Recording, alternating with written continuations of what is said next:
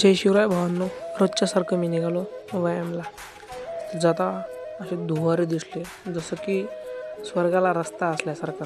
हे लांब पट्टेसारखं. मग थोडं सूर्यदेवाला नमस्कार केला आणि आम्ही निघालो घराकडं. हे पाहू शकता आमचं हिप्पर गाव.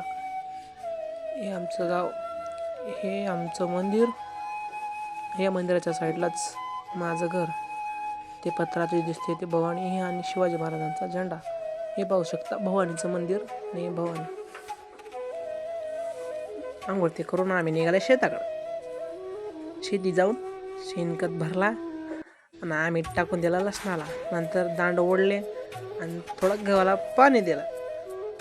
मग काय, जिथं पाणी दिसतं तिथं आम्ही लावलं होतं काकडी आणि भेंडरं. मग नंतर गजऱ्याला तुडवलं आणि निघालो पाण्याकडं. हे पाहू शकता, हे ड्रोन दृश्य आमच्या शेताचं. जेवढं हिरवं दिसतं तेवढं आहे आमचं शेत. पाहू शकता सगळीकडं सगळे आमचं शेत आहे.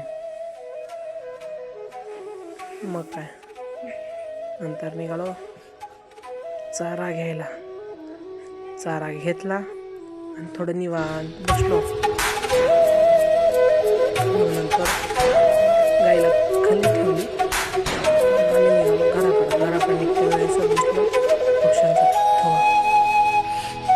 खूप जास्त पक्षी होते. नंतर बघितलं तर काय, सूर्यदेव हळूहळू त्याच्या घराकडे जात होते. तर भेटूया उद्याच्या ब्लॉगमध्ये. जय शिवराय.